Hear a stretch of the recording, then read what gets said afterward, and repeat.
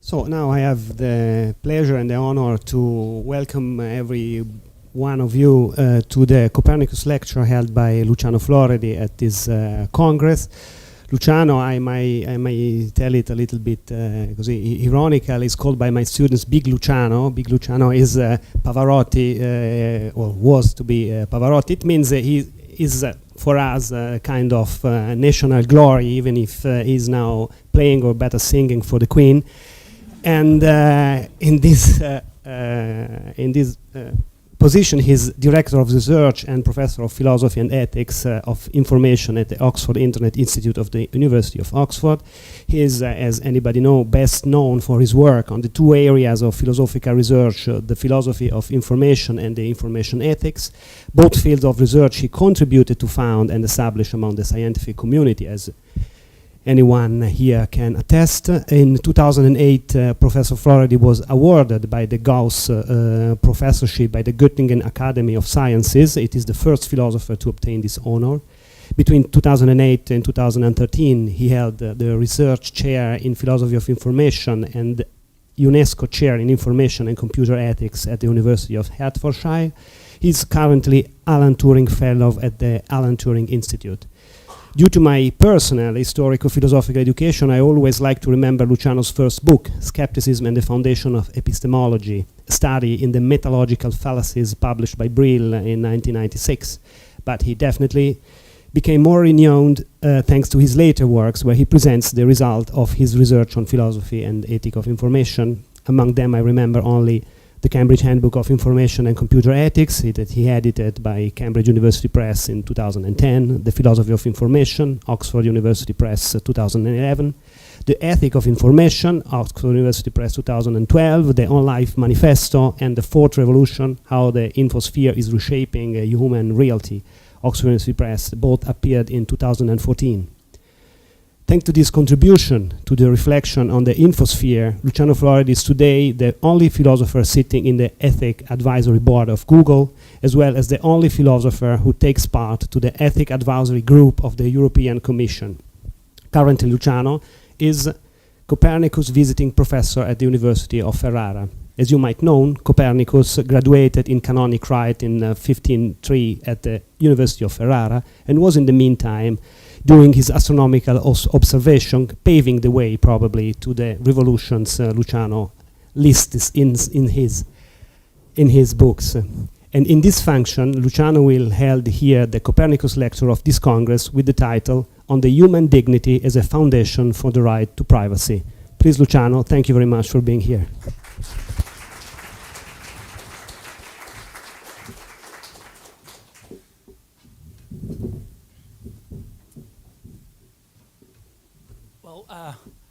Assuming that the microphone is working,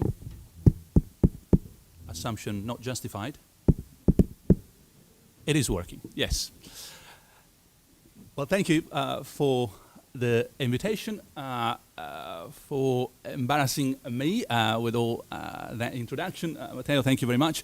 And I'd like to thank not only Matteo, but also as for the public, but also Marcello and, of course, Madam President Rosaria for the kind invitation to hold this particular lecture. It's been a great pleasure and a lot of work to be the Copernicus professor. They make you work hard here, especially the students. So a special thank for the challenging questions that I've received in the past months from the group that we joined with Matteo a few times. Now, a couple of premises before we start doing some work here, especially for the best friends in the room, the ones who criticize you. This is work in progress. So, dear friends, do not shoot, because I'm still developing some of the ideas that I'm going to present today. I thought that the opportunity was such that something new had to be provided. Some of you have heard me talking more than once, and I certainly did not want to give you another talk on the Fourth Revolution, although it will appear at some point, inevitably. But something new was due, and I just didn't want to pass the opportunity of presenting new ideas that will probably be improved by good feedback. So that's the premise. With all this out of our way, do we need another talk on privacy? It's been quite a topic in the last few years, so inevitably you must have heard a lot about it here and there. The reason why this is the topic that I've chosen for this lecture is partly got to do with what Matteo has already mentioned. My role at the European level in the Ethics Advisory Group. Our task is to advise the European Commission on the ethical framework that should be adopted or could be adopted in order to understand data protection. Now, for the non-European in the room, you can relax. For the European in the room, don't. As I will explain presently, the new regulation applies to the 500 million, plus or minus 60 from the British Islands, we'll see, to whom this regulation applies straight away. The difference between a regulation and a directive is that in this case there is no local interpretation and handling and a new rule according to the general framework. This comes from Brussels and gets applied straight away. So we'll tell you more about the so-called GDPR in the course of the lecture, but as is the motivation behind is quite pragmatical, and so rest assured that any feedback here may actually get all the way to Brussels. So the damage could be immense. So premise, why it is important to talk now of the relationship between privacy and human dignity? Well, because we are undergoing a bit of a foundational crisis. We used to think of human rights as nice pillars in the temple of Western society. They're all there, and actually interactions with the previous UN rapporteur for human rights, it was impossible to change his mind about this. Whenever human rights are in conflict, there is just an appearance. Deep down, they are complementary, exactly like the column of this temple. They all contribute to make sure that the stuff is up there. The truth is that this was the case a long time ago, but it hasn't been for some time now, say a decade or two. And for those of us, especially some members doing some debates in Brussels, who thinks a foundational crisis about human rights, how is that possible? They have been around for centuries. Then the former logician in me can point to a foundational crisis in something that we had been doing for millennia, and yet we discovered there was something to be done about the foundations in mathematics much later on. So this is just a small analogy, don't run with it. It's all there is, I've already said it, nothing more than what I just indicated. But if the reasoning is, surely this is so important, we must have got it right at the right time, well, surely nada.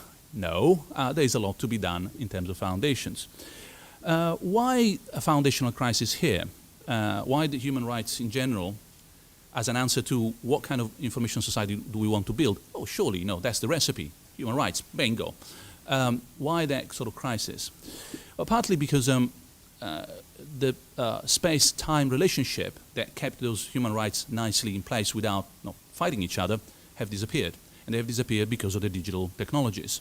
So today, for anyone who has ever got anything to do with this debate, the so-called Westphalian system, whereby geography gives a hand to law and my place, my rule, your place, your rule, doesn't work anymore.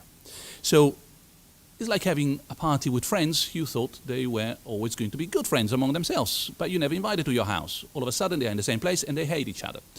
I will tell you a little bit more about this, but partly in the long run, the problem that I want to address in this talk and in the paper that will come, and finally in the book that some way down the road is there, called Zero Imagination, the Politics of Information, of course, after the philosophy and the ethics. That's volume 3, has got to do with solving the foundational crisis in our human rights. Here is what has already happened. Security on the one hand, privacy and human dignity on the other, freedom of expression and information at the other corner. All you have to remember is the right to be forgotten, Google, and that's the tension between freedom of expression and privacy, or Apple versus FBI and security versus privacy. And just in case you want to have a predictive model of this foundational crisis, watch out, because the next right to be under fire is going to be self-determination. The day, which hasn't happened yet, but we thought it had already happened with Google and the way the American elections are going, Hillary Clinton and how closely she is to Eric Schmidt. The next round is going to be something horrible happening between a fourth box here, namely self-determination, and then again the digital influence, how that can actually shape, say, a referendum, for example, Brexit, today through, say, Facebook. So that is the kind of environment in which we are moving, and that's the background that I want to keep. Now, I know there is a bit of a binary logic here, yes, no, keep, do not keep. It's a matter of continuous, it's a matter of threshold, checks and balances on security and so on. But remember, the point that we had at the beginning was, if you read the UN declaration and any declaration that is derived from it, we have a one single line where all the human rights are at the same level. There is no texture, there is no architecture in the way we have been adopting human rights ever. It's not that one is higher than the other, one is better than another. They are all equal in the same equal way, and they all come with the same absolute value. In theory. Certainly, we thought that that was the case in space. We never actually applied that in time. As you perfectly know, at a time of war, for example, you suspend some human rights, you don't suspend others. So inevitably, time is already making a difference in the architecture of human rights. It's no longer a bidimensional line. Some others are preferable than some others. So, say, security, as opposed to freedom of speech, where, for example, the press is immediately asked not to divulge, not to, etc., etc. So there is a bit of history to be done here, a little bit of learning, because the tension, certainly in the legal system, has been there for a long while, but we're finally hitting the fan, as it were. Now, that is the background, and I hope you will keep that in mind for the rest of the talk, which is about how do we connect all this in a 45 minutes analysis. So the big problem is, what information society do we want to build? Initial answer, human rights. Second problem, what human rights? They're coming into conflict. Oh yes, so let's solve the conflict about human rights. What conflict? Well, we just saw that. But is there a way of making these human rights a little bit hierarchical, a bit of structure? Well, there is actually one case, the only case we know, where this is accepted generally by anyone who has actually subscribed to the UN Declaration, which is a lot of people, no matter what they say when they're back home. And that is the preamble. The preamble introduces human dignity, which is not treated as a human right. It's treated as the foundation for any human right. It's kind of, in more logical terms, what justifies any assumption about human rights. So I want to exploit that to see whether we can provide a bit of texture, a bit of structure, to answer the question about the conflict, to answer the question about the human rights, to answer the question what kind of human information society we want to build. So this has become news 14 April 2016. That's the day when the European Parliament approved the General Data Protection Regulation, also known as GDPR. And as I said, whoever is not a European shouldn't be worried. All the others, this is as big as the euro, just to give you a sense. Is as influential and is going to be changing our lives as dramatically and significantly as anything else you can imagine, including Brexit.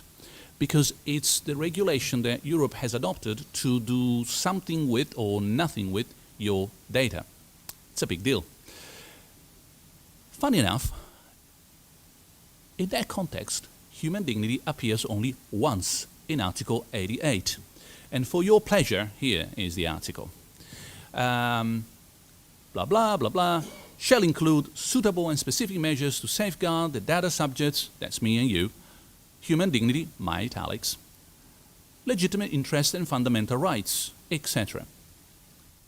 I stop there because if someone, this has been in the making forever, has been in the making forever by very brilliant minds. This is not an undergraduate who writes human dignity, legitimate interest, fundamental rights, a lot of redundancy. No, this is carefully crafted. That means that human rights, fundamental rights in the text, and legitimate interest are different from human dignity. You wouldn't put that line in that order if you didn't mean that A and B and C are distinct. Unfortunately, it happens only once. So the whole idea that we have in Europe that the castle of human rights is based on human dignity, especially privacy, shouldn't be having a bit of an extra role.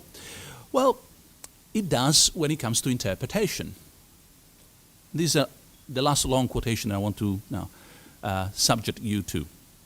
This comes from the European Data Protection Supervisor, which is the agency / individual, Giovanni Butrelli, and the entity that is part of the European Commission in Brussels, that is the final controller of privacy, data protection, and so on.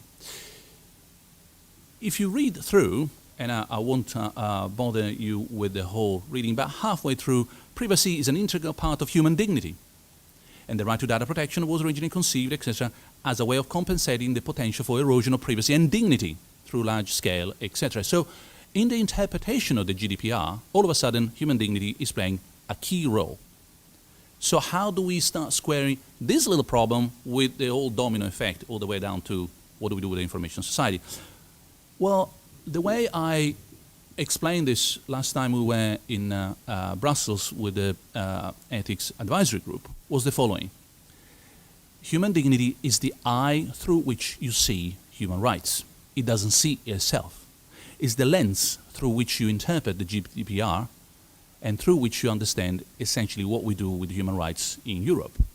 So my contribution to the debate a couple of weeks ago was it should not have been mentioned even once.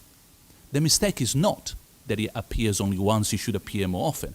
The mistake is to make it appear once, because all of a sudden you start wondering, if it appears once, it should appear more often, where in fact it's just the perspective through which you understand everything else. As I said, it's the eye that sees through, not the eye that sees itself. Now, in this particular view, we can assume for the sake of the debate today, as an assumption that is quite straightforward in Europe, but not everywhere else necessarily, that the protection of privacy, and I'm talking about informational privacy, not the privacy you have in your house, the protection of privacy should be based directly, in a sort of first order, on the protection of human dignity. Imagine a tree and a branch, and you graft that particular branch straight to the trunk of that tree. Not indirectly as a second order through other rights. So there's the trunk, a branch, and another branch attached to that branch. In that case, property or freedom of expression. So this means that instead of treating my data as my car, we treat my data as my body, my hand, my eyes. Something that constitutes me to some extent, and therefore that I may or may not be able to sell. I can sell my hair, but I cannot sell my organs, and there's a reason for that, as opposed to my car, which is immediately subject to market forces, etc. Now that is the view that we certainly at the group in Brussels, and certainly at the European level in terms of legislation, are assuming as pretty much a de facto, a matter of fact starting point.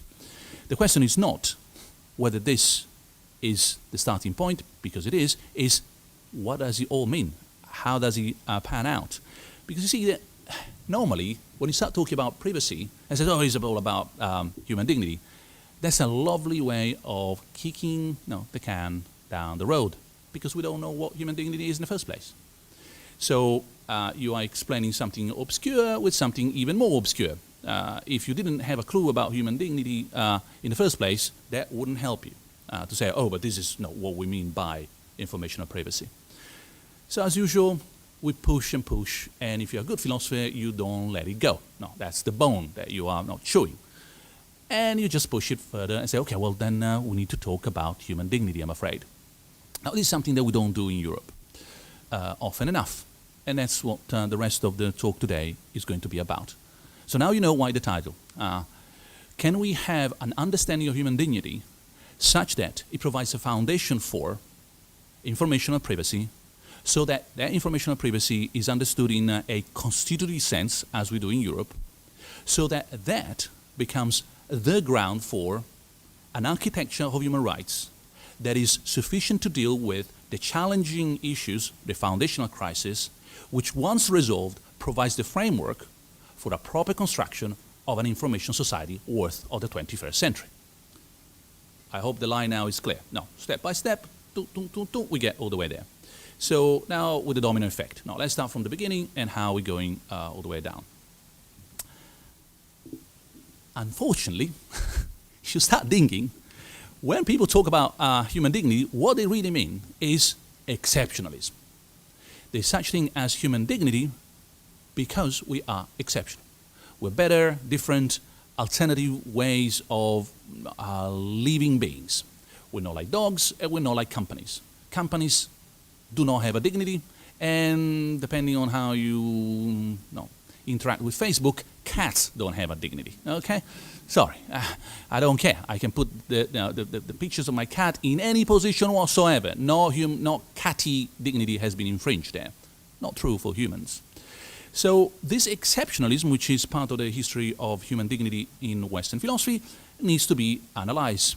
Once again, pushing back. How far do we need to kick this can before we regain the can all the way back to where we started? Well, finally, we reach the starting point, human exceptionalism. Well, this exceptionalism has quite a nice story, which can be summarized rather briefly, and the historians among us, please forgive me, because it's going to be really, really sketchy. There are 4 ways of understanding human exceptionalism hand in hand with human dignity. One, call it ancient philosophy, and I promise broad strokes, it doesn't get any broader than that. Aristotle and Cicero are the 2 sort of main culprits here. Human exceptionalism is grounded on humans' natural and unique ability of exercising virtuous control over oneself, passions, and the environment, animals. I put animals there because I'm kind. Actually, the literature talks about slaves. It gets a little bit complicated because how you can have human dignity when you are exercising control on other human beings. So let's put animals because it's more in line with the stoic animal drives to be control. So it's about controlling in a sort of virtuous way. That's why we're so exceptional. Move forward, and Thomas Aquinas here is the main reference, and human exceptionalism is now grounded on humanity's divine creation and existence in the image of likeness of God. Forget about control, I mean that's important, but the real ticket here is that you are created image like God. That's why you're so special. And honestly, in the history of philosophy, we've never seen anything as big as this. Now, it can only get worse after that. I swear, that is the ultimate bingo. Well, there was more coming up. Modernity, the Enlightenment, and above all, Kant. Human exceptionalism is grounded on humanity's rational autonomy and the ability of self-determination. That's what makes us so special. More special than anything else. And I said anything else for a reason in a few slides. And finally, there's a postmodern way, which is a bit more vague, a bit foggy. I couldn't quite pin down anyone in particular, so any help, please come forward. But it's the vague idea that human exceptionalism is grounded on humanity's social recognition of each other's value. So there's a mutual ability of you are valuable for me, I'm valuable for you sort of idea. And that's why we value each other as opposed to, apparently, spiders and cats. So these are the 4 pictures. But once you have these 4, say, theory, to use a strong word, back to the problem. Remember that there's a connection between privacy and human dignity. We want to ground privacy on human dignity. So that if you do something wrong with privacy, you're doing something wrong to human dignity. Do you? Is it really so, according to one of the 4 theories? Well, I'm going to skip through. I hope it will be convincing, but there's more Q&A waiting for us. But take the antiquity, the Christianity, and postmodernity view, I'm skipping Kant, on why we're so special. So special because this da-da-da-da is human dignity, privacy. I do something in privacy, I do something in human dignity, and I'm somehow mishandling this exceptionalism. I'm not. Breach of privacy does not affect human dignity in these three cases. Not really, not that much. Not in a way that makes you say, oh, no, you can't do this, because if you boom, this particular point here is going to be affected. Say, antiquity, virtuous controls about my patients and animals and so on. Well, you can breach my privacy, I'm still fine. There's nothing about that breach of privacy here that through the channel of if-then gets to affect my human exceptionalism in any possible way, really. So that would not pay back in terms of defense of the first point. If I'm defending this because of that, but affecting this doesn't affect that, surely the connection is a bit more loose. The only place where this happens is with the modernity Kant idea, autonomy. You can see that, well, that's complicated. I breach your privacy. Am I actually doing something to your special way of being human, namely your autonomous way of handling your life? Well, yeah, that's possible. That's something that we can start talking about. I have reservations for this reason. Because autonomy used to be something that only we had. In the round, nice, proper, I don't need to tell you because it's so obvious to everybody kind of sense. But depending on whether, what we mean by autonomy, self-determination, self-regulation, in a sort of rule-changing learning, adaptability, smart tasking, well, there's a lot of autonomy out there that is not ours. So I'm not sure we can ground anymore so easily as Kant used to do human exceptionalism on autonomy, because that doesn't qualify just us, not so simply, not so straightforwardly. So worst scenario is not doable. Best scenario, we need more to do all this building on that particular concept. And this is where Copernicus has to appear, and the fourth revolution, inevitably. At some point, you can't miss it. Well, the three revolutions, I won't tell you because you heard me talking about this ad nauseam. But the fourth revolution, now self-understanding, the one brought about by someone from Cambridge, well, that is about smart agency, autonomous, shall we say intelligent, not so much, pretty stupid, but pretty effective, task-oriented ability to have self-learning, etc., interaction with the world. And once you start looking at us as information organisms, well, that special exceptionalism doesn't seem to be, at least to me, any more unproblematic. I'm open to debate here, and I think we have a way of taking this particular road, keep the Kantian foundation, but let's assume we want to pursue a different road. Well, after so many attempts for so many millennia to put ourselves at the center of anything, the universe, Copernicus, the kingdom of life, biology, Darwin, mental life, Pascal, you bent, but you're still thinking, etc., and then Freud. And the infosphere, I'm the only one who can park this car, I'm the only one who can fly that flight, and the only one who can buy these goods, and surely no one is going to beat me at chess or Go or whatever. Turing. Well, isn't that time maybe to look for human exceptionalism? I remember this is the beginning of human dignity that leads to privacy, Isn't it perhaps the case of touching that particular point by saying, you know what, maybe it's not about being at the center of anything. Maybe we are at the outside, it's the periphery. It's beautiful to be anthropo-eccentric. And maybe it's because I have a British passport now, but this eccentricism comes natural to us. So, is that the only way you can do it? No, actually, there are roots, and it's worth studying a little bit of history philosophy. If you read Pico della Mirandola, Oration on the Dignity of Man, 1486, two things are immediately clear to anyone. First, how shitty philosophy was at the time. Because the complaint is abusive from him. He's straightforward comparing colleagues to prostitutes, selling themselves and everything else, which reminds me a lot of contemporary philosophy too. So that taken apart, the interesting side, which also caught my eyes, is how malleable this special exceptionalism is based on. In other words, despite all the Christianity and all the mythology and all the blah blah and a lot of nonsense that you find in that oration, the real point here is that we are neither angels nor brutes, or we would say robots today, according to Pico, because we are a work in progress. Oh, I like that. An open software, we would say today. Of course, that's not Pico, no. An unprinted text, but is ready to be written. We're not at the top of the chain of being because we do not belong to it at all.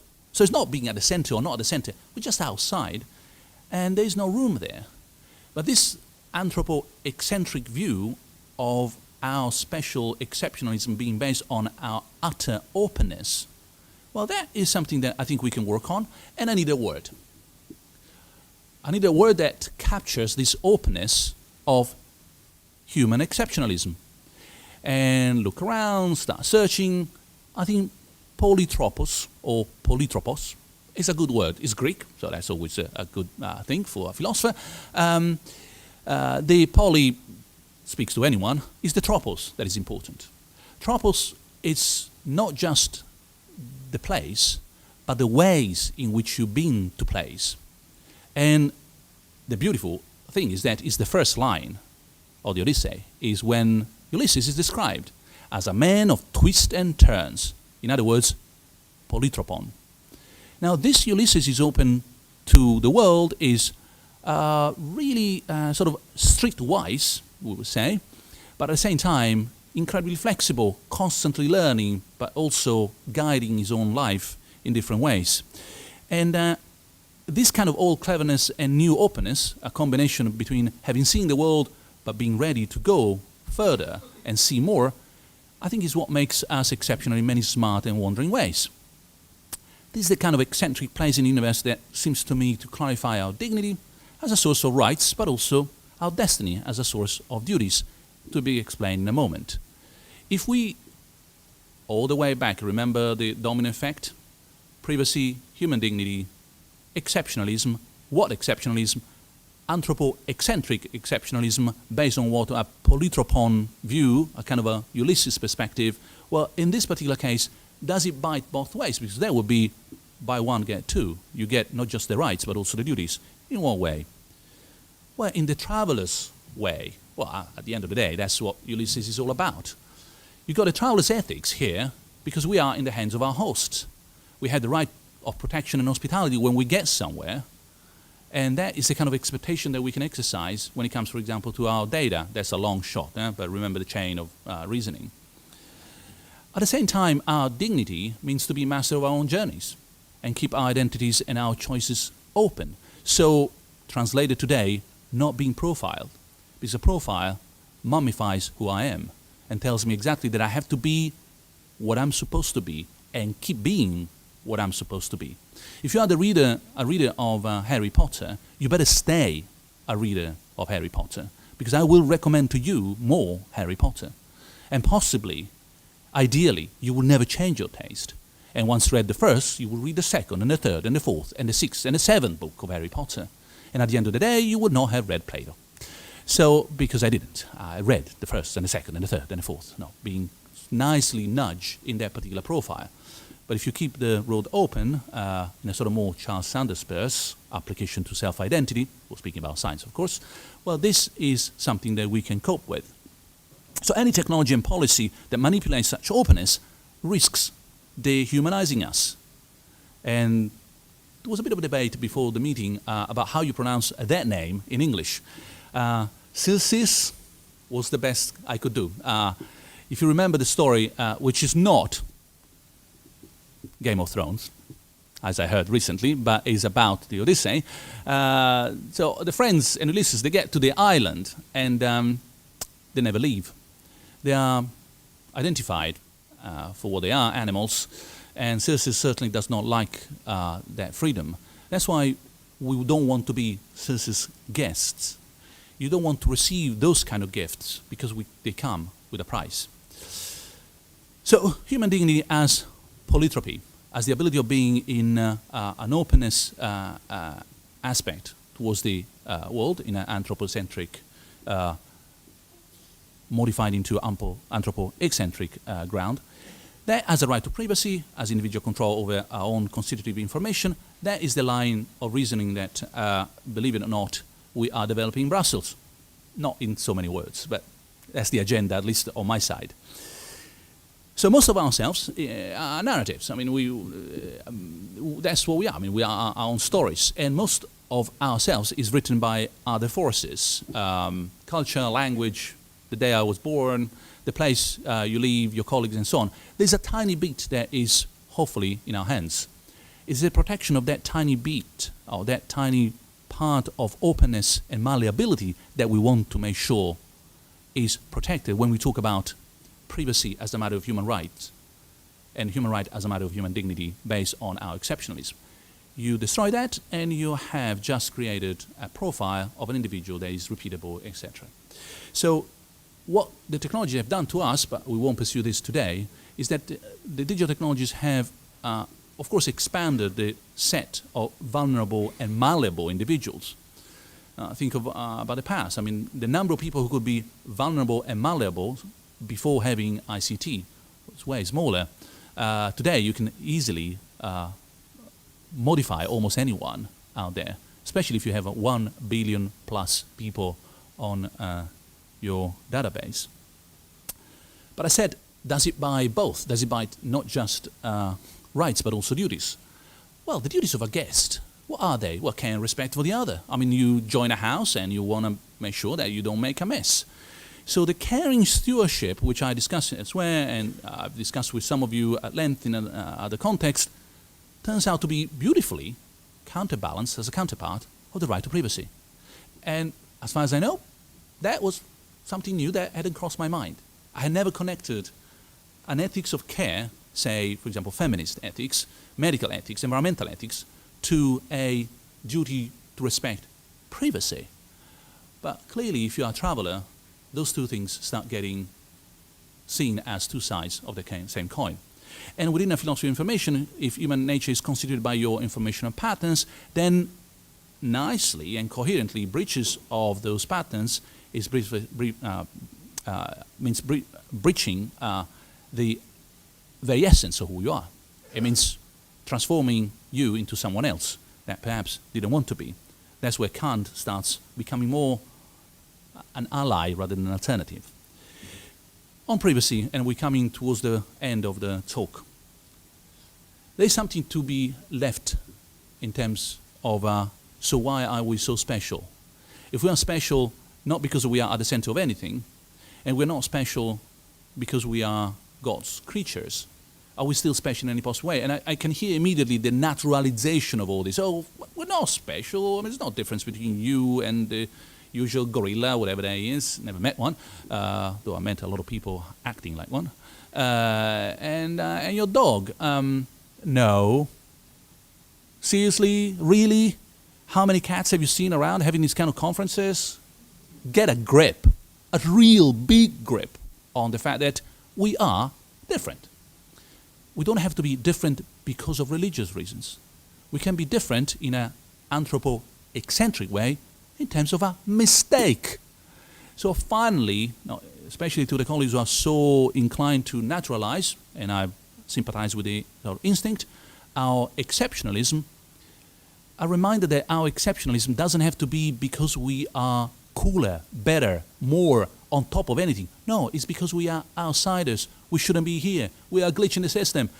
The funny thing is that we survived, and that's why it's also kind of a beautiful glitch. But it is a glitch.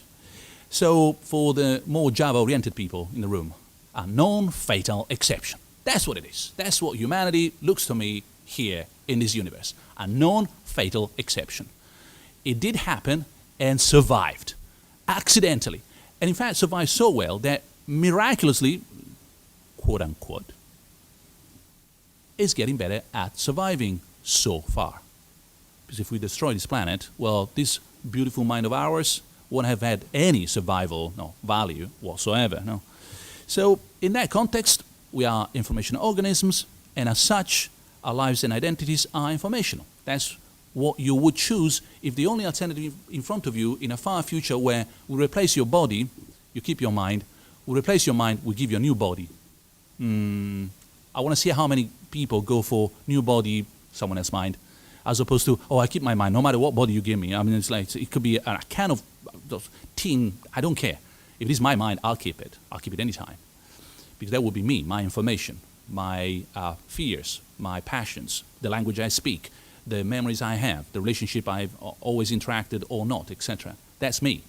My body, of course, this dualism is Cartesianism, plenty of discussion here. We shouldn't be entrapped by the small analogy, but just to give a sense of where we're going. And in that sense, the protection of privacy becomes the protection of personal identity, something that accidentally I have been arguing for a decade before meeting all these other people, thinking, oh, we want to protect privacy in terms of human dignity. Oh, wow, no, we join forces. We are on the same path here.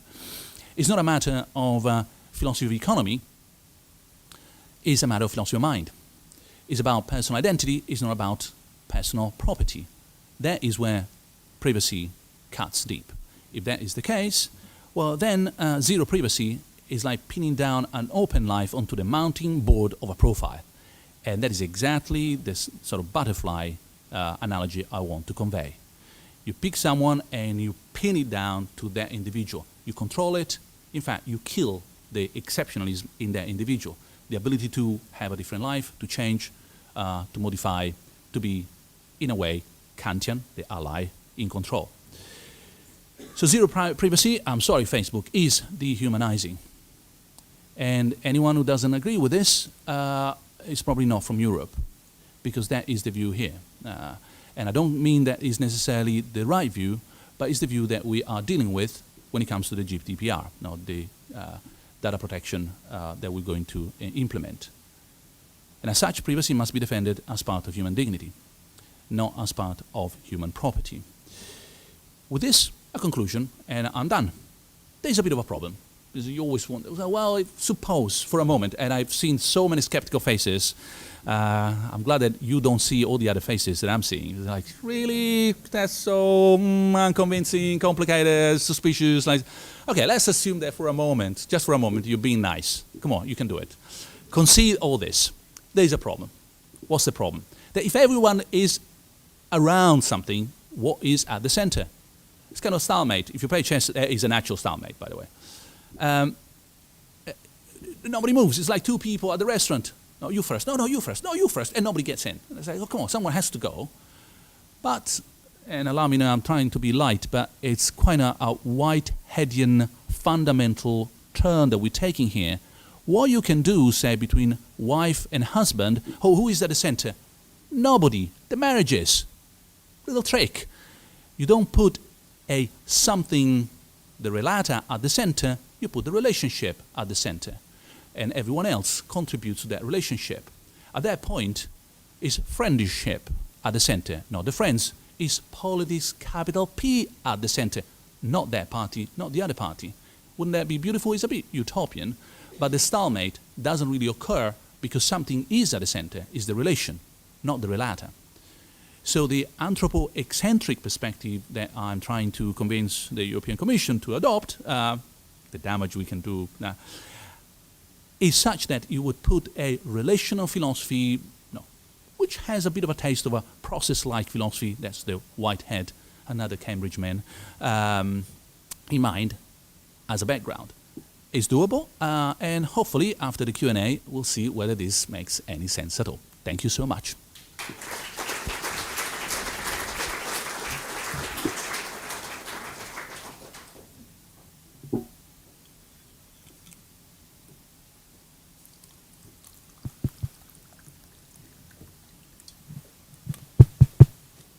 Yes.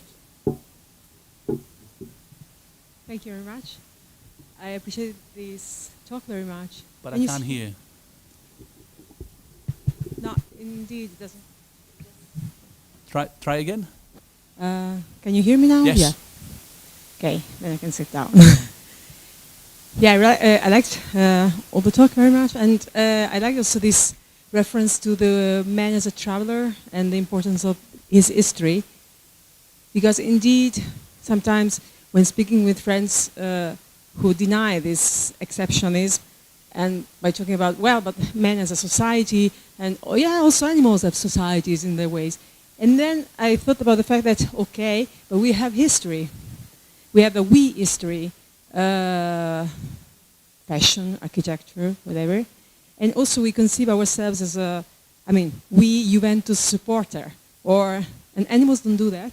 And so this comes also to this relationship thing, and with the marriage metaphor, which is very nice because indeed the excentrism comes also from the fact that the man puts the woman at the center and the woman puts the man at the center, or in friendship, you put your friend at the center and vice versa. It was just a comment. Thank you.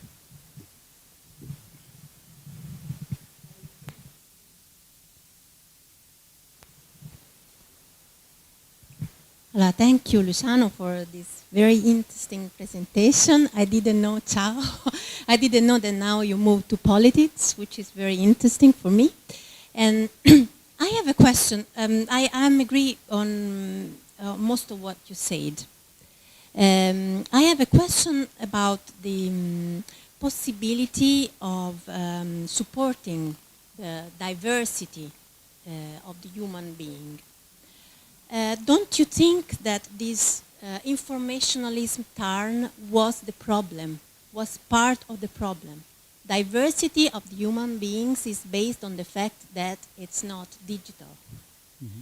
So if you don't admit the fact that human beings are not digital, and digital technology is just one of the possible technologies that happen to be adopted, it's very difficult to say that we have to preserve something really different from in the human being. Because if we are, like, let's say, a list of information, then the computer can be able to profile us.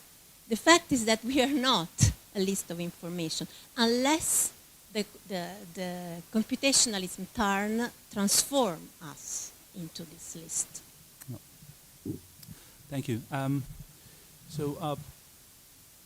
I don't think that there was a question. There was a statement in the form of a question. It was a rhetorical question with which I partly agree. Partly because I do have a metaphysics in mind where we are interpretable as informational entities.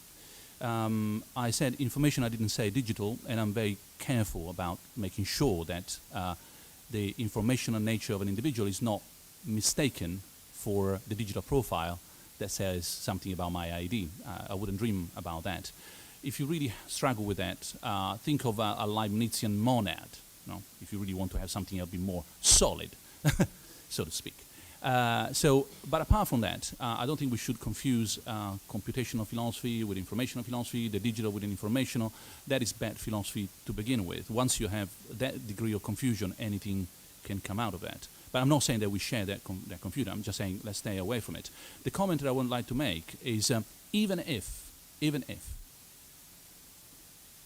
make such a mess, it's too late. The digital has happened. We are on this train.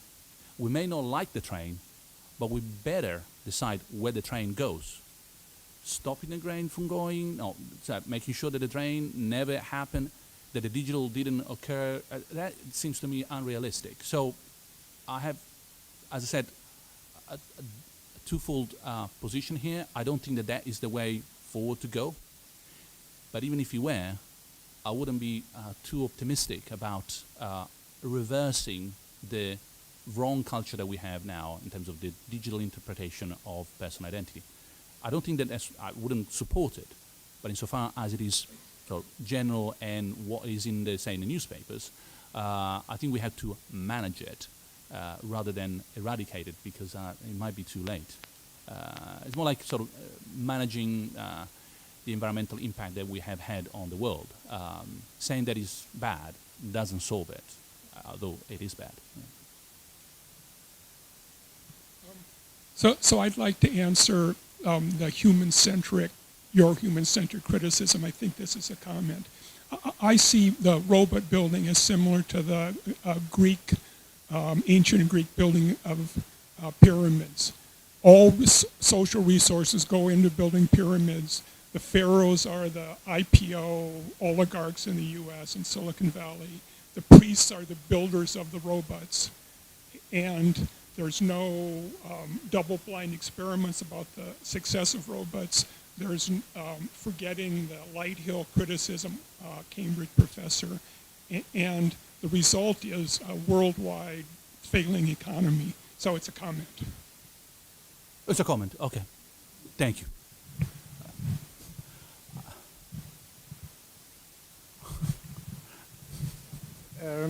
Yes, hello. Does anyone have a question? Yeah, go ahead. Well, I think one fundamental idea is that all humans are equal, but if you look at the data collection and the big companies, that means it is very important to discriminate people. I'm not the same as you. I have maybe more or less money, and they know how I move, and that means people are not the same. They have to discriminate more and more in the best sense of word. And on the other hand, my question is, I have been some weeks ago at the Singularity University in Berlin, and the question is, isn't it sweet poison if we give up all our data because they promise us that they will solve all problems of the world if we give up our privacy? So, can you repeat the question? Sorry. The question is, isn't it sweet poison if we give A sweet poison. Sweet poison if we give up our privacy, because the Singularity and also big companies promise that they then will solve all problems of the world, from energy to food resources to education. Just they need the data from us. So the negative at the beginning looks like you have a comment, really. That is a rhetorical question, isn't it? Okay, thank you. Next question? Yeah, I have well, maybe it's a criticism, you tell me. Please do, okay, as long as it's final. not a comment, yes. Okay, so Odysseus was a polytropon, if I'm pronouncing that correctly, because he was the wily Odysseus, right?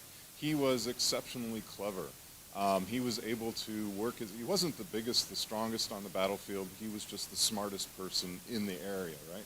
So here's my worry about your view. If we ground human dignity in this polytropos view, then it seems to suggest that the more clever of us enjoy greater degree of human dignity, and those of us who have less maybe are less astute, we have less dignity. So is that an implication of your view? And if it's not, how would you block it? Because I would endorse blocking that. Yeah, thanks. I hadn't thought about that. It's far from what I wanted to argue for. No, this is first of all, it's a bit of an analogy, so let's not take it too seriously. I mean, we're not. I wish we were, but we're not all Ulysses here. But the second point, more seriously, is that if we get a sense of human dignity as based on the openness of the individual to change according to different projects, for example, not autonomy, but a projectuality of the individual, then it doesn't matter whether it is big projectuality or small projectuality or big openness or tiny openness, it's openness anyway. So I would say, no, I don't think that there's any risk of saying, oh, the clever you are, the more, no, that's it would be very unfortunate if the message I sent were interpreted in that particular way. It would be a misunderstanding of the message, and I would not have conveyed what I wanted to convey. It's pretty much what we all share, this idea that, well, there's a little bit of my life, of each life, that is malleable, changeable, and it's that little bit that needs to be protected, no matter how small it is. Yeah. So, Luciano, thank you. I think that's a wonderful framework in which to work and think about these questions. I have a question about consent, and in particular, the kind of choice that is self-limiting. So you've discussed, and the framework that I understand here involves both nation states and organizations like Facebook, essentially limiting our choice by disclosing information or taking information in what we might call the private sphere. But there's a there's a concomitant self-limitation in that so many of us have a tendency to overshare on Facebook, for instance. And we do so under in plausible cases, under conditions of consent. And consent is itself a kind of choice. It's a kind of choice that limits choice in the kind of case I'm thinking of. So what will your framework have to say about consensual abdications of one's own dignity? Thank you. That's brilliant. That paper, it's published actually, and it's called Tolerant Paternalism.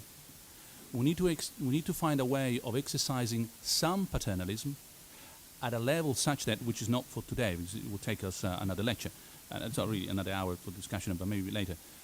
A paternalism such that paternalism is sufficiently tolerant to respect the freedom of the individual, but still intervening at such a degree that makes sure that the individual have a chance of doing the right thing.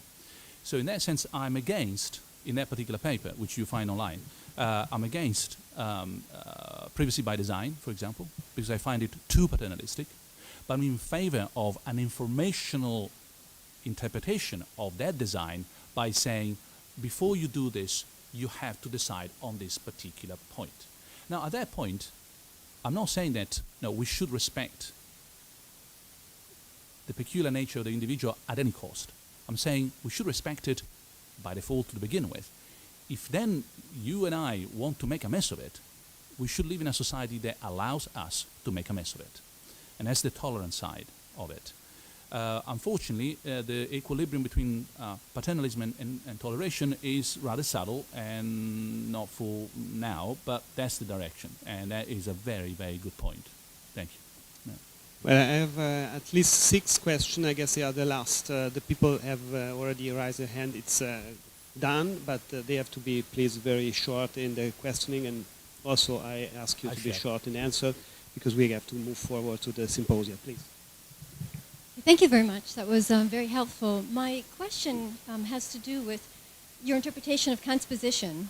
From what I can see, Kant, I think, would actually be more supportive. You would, I think, could lend support to your position if understood in the following way, that by how Kant grounds human dignity is in not our humanity, but in our rationality.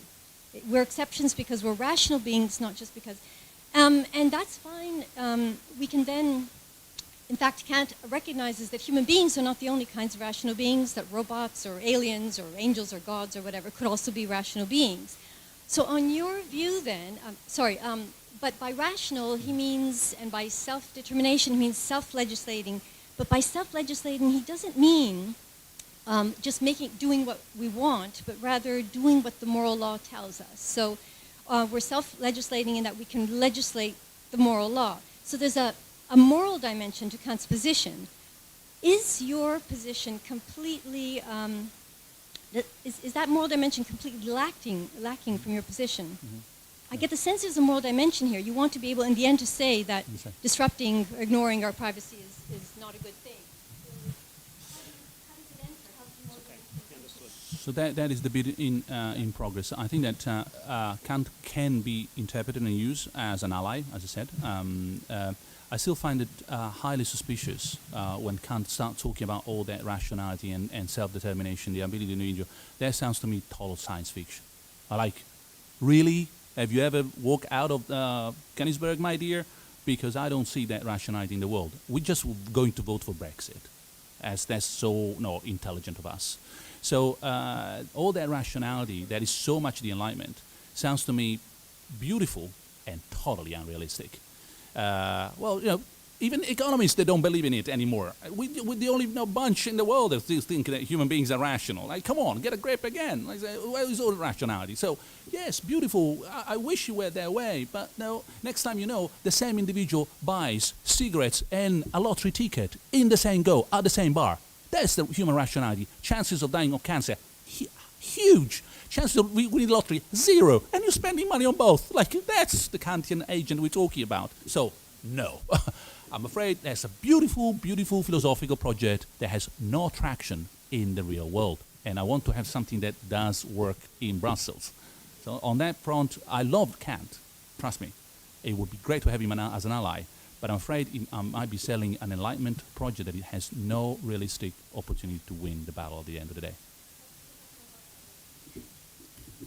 Your presentation was wonderful, but I could see that it was very clearly European perspective. Since it is about something which will become rule in Europe, someone could say it's natural why we should look for other perspectives. But if we want to make it first respected by outsiders, so 80–90% of humanity outside of Europe, how much? I think, I don't know. Okay, outside of Europe, probably 80–90% of humanity. 90%. We have half a billion in Europe. So let's say 20, Okay. 80%, 70%, doesn't matter. It doesn't matter. But Shall we not attach numbers to this, please? Okay, Yeah. thank you. Yeah. This, do you think is it a good idea not to refer to other traditions? Human dignity is clearly culturally loaded. It is. Thank you. I'd like to comment on that comment, actually, because I think it's wrong. There are two ways of bringing people on board. One by lowering standards. The other one is by leading. And in this case, Europe leads. We can teach a lesson to the rest of the world. If they take it, fine. Otherwise, we can be tolerant. But there's no reason for lowering our standards. So if they take our view, fantastic. They don't take it, their life. But we should not compromise. Sorry. Yeah, that's okay.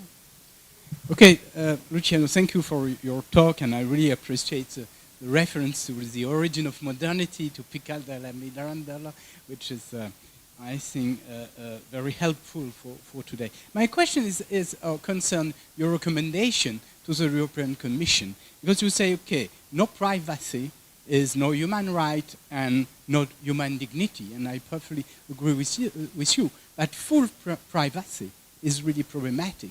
And you mentioned that there is some balance between privacy and security and transparency.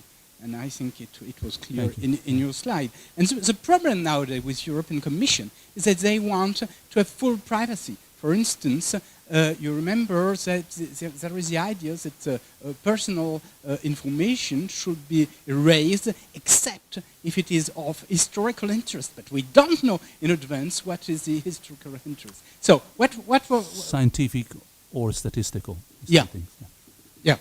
But could you say what was your recommendation for European Commission in this respect? And do you know if they agree to follow some of your recommendations? So I think that there's a lot of openness in terms of understanding, and so recommendations come from all corners, and they're all decently welcome. The one that I'm making at the moment, but is work in process again, is to try to use the variable of time as opposed to the variable space, so that if we have to put some hierarchical structure in human rights, that comes with a time lag, saying at this time this right is preferable to that right because of the circumstances, as opposed to in this place, in that place. So when it comes to security, for example, there might be circumstances where security is more important than privacy. But the circumstances doesn't mean a particular place. It means at a particular time. If we switch, in other words, Westphalia from topology to chronology, I think we have a way forward. But trust me, it's really work in progress, and I'm so much in the dark that any help is really welcome. And I would say otherwise if I could. Yeah. Let me come back to your beautiful framework when you actually recognize the conflict among different moral reasons and moral duties. What would you think of adding also something that may be called moral propinquity? Maybe, the example of family, which for members takes some level of priority over the others. Isn't this the other part of the framework that helps us even justify your response about European values moments ago, as well as maybe some framework for immigration and other really important philosophical Good issues. point. Very, very good point. Thank you. So this is something that we are working on. I've been sort of pushing for this particular point, which is treating privacy not just as an individual right, but also as a group right.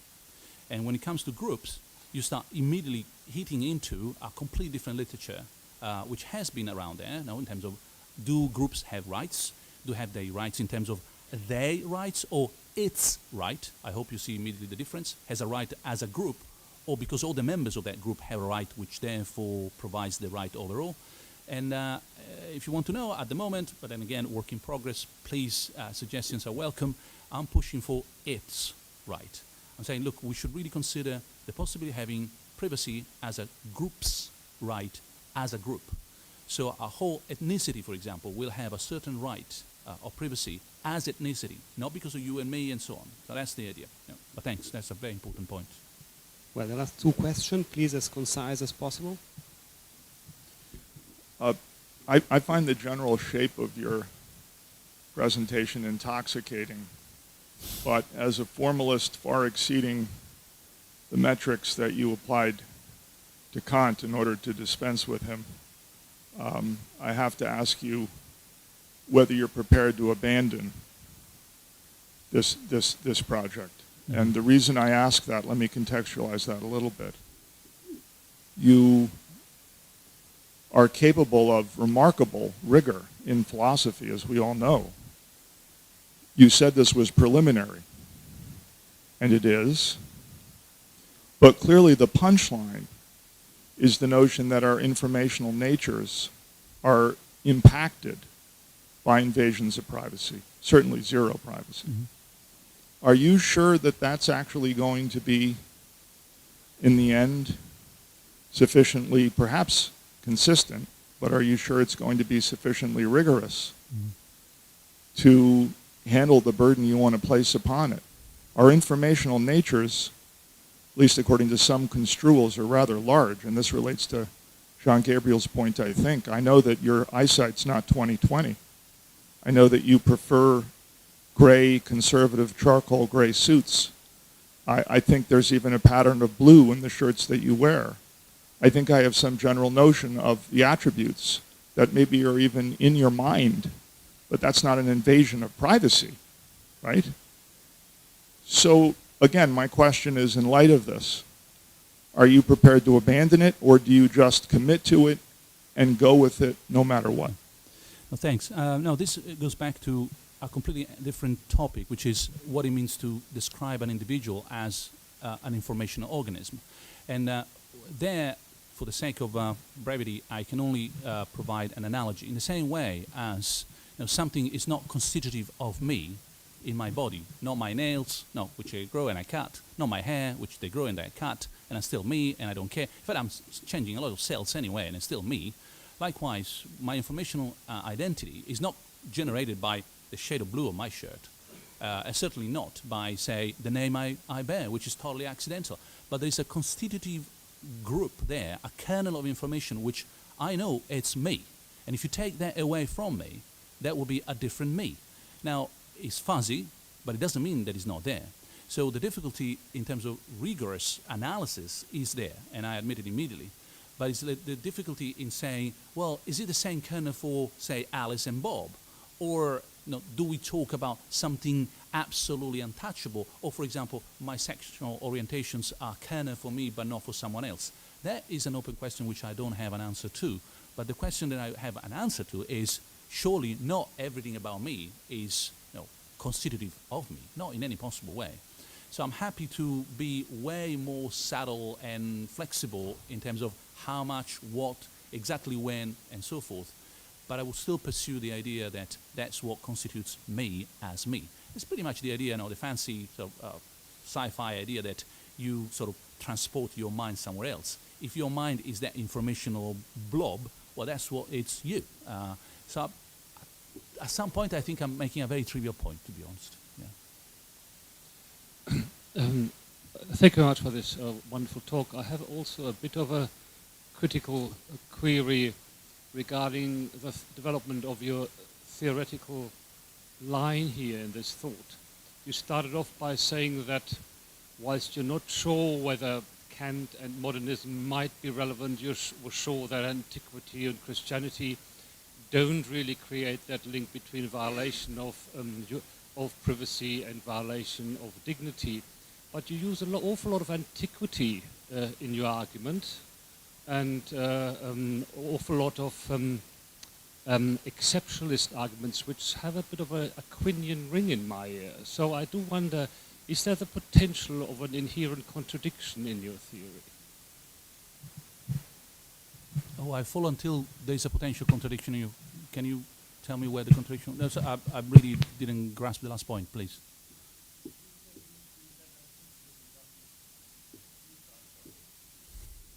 Yeah. Yes. Oh, okay.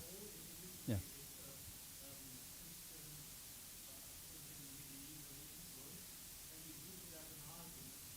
Yeah. That's it. Thank you. Yeah. Yeah. No, I got the point. So it's the difference between talking about a particular philosophical theory, which I find unsatisfactory, and a culture, which I find particularly enlightening. So you can find a culture that is enlightening, for example, whatever is culturally behind the myth of Odysseus, and use it, reinterpret it for different purposes. That has got nothing to do with criticizing Aristotle, does it? So you can like Odysseus and Homer and dislike Aristotle at the same time, and that's perfectly consistent. So what I'm saying here is, if you're looking around, we don't have to reinvent the wheel all the time. I'm not here to say, well, this has never been thought before, and there are no examples, and we cannot even find a... Now, that is particular background. It's going to be Odysseus. For someone else, it could be Gesh or any other sort of mythical view. It's got nothing to do with the philosophical criticism of a philosophical theory that comes from that culture. So I hope that the distinction helps, at least in clarifying, in not dissipating your doubts, at least clarifying where the doubts should be, as opposed to where they are at the moment.